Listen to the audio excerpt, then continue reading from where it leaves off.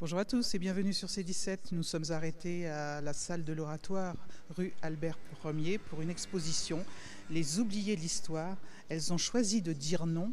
Claude, vous allez nous expliquer de quoi il s'agit, cette exposition qui a commencé le 29 avril dernier, qui va se terminer demain midi et ce jusqu'à ce soir quand même 18h. Bonjour Claude. Bonjour. Alors, je suis membre d'une association qui s'appelle les Amis de la Fondation pour la mémoire de la déportation. Et un groupe de cette fondation a décidé de faire un travail de mémoire à propos justement des femmes en Charente-Maritime, mais pas que, j'expliquerai tout à l'heure, mais à propos des femmes, les oubliées, celles, les modestes, celles qui ont travaillé dans l'ombre et dont on n'a pas reparlé après à la libération, quand elles sont revenues. Parce que beaucoup d'entre elles, certaines ont réussi à échapper, ont fait de la résistance, ont échappé, certaines ont été arrêtées et internées, mais la plupart d'entre elles sont parties en déportation.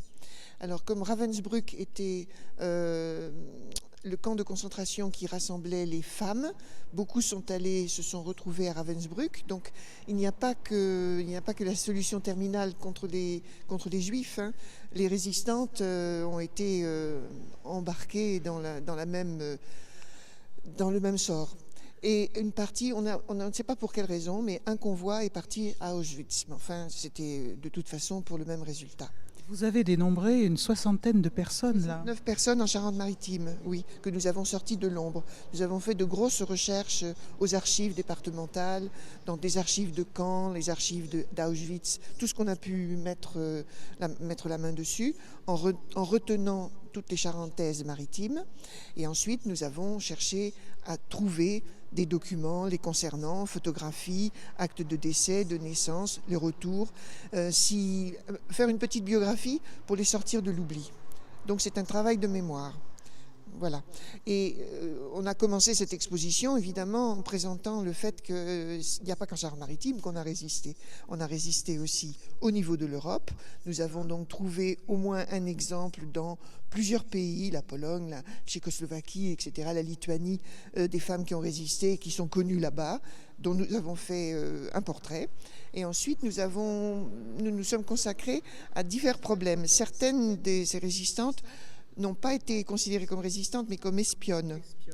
D'autres ont été déportées, condamnées à mort en France, mais Hitler avait donné l'ordre de les exporter en Allemagne pour les faire exécuter en Allemagne, de façon à ce que les Français ne sachent rien de leur sort. Voilà. Ensuite, nous avons consacré quelques panneaux à la résistance en France, en donnant quelques noms très célèbres. Et puis après, le reste de cette exposition est consacré à la résistance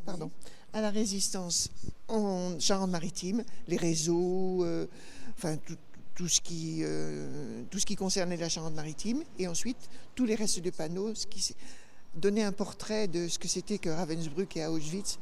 Pour des jeunes générations, maintenant, c'est le 80e anniversaire de la libération des camps l'année prochaine. Là, c'est la 4e génération, les jeunes. Et à moins d'avoir des familles qui sont vraiment terriblement concernées par cette déportation et où il y a un travail de mémoire naturel, pour les autres, il y a 1 heure de cours sur la Seconde Guerre mondiale en classe. Donc, on peut pas consacrer beaucoup de temps à ce problème. Cette personne, c'est ma maman. Oui. Voilà.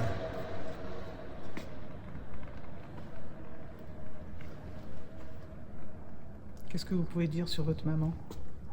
Sur ma maman, ce que je peux dire, c'était une femme formidable. Oui. J'avais 4 ans quand elle est partie. Oui. Et puis ma maman, la voilà ici, Oui. sur la flèche. Évadée du camp de Ravensbrück, 2 jours avant la libération. Voilà, photo qui a été prise.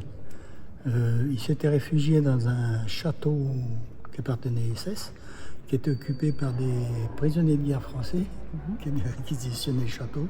Et il s'est trouvé que dedans, il y avait un qui avait appareil photo et qui a pris les femmes qui s'étaient évadées dans ce groupe-là.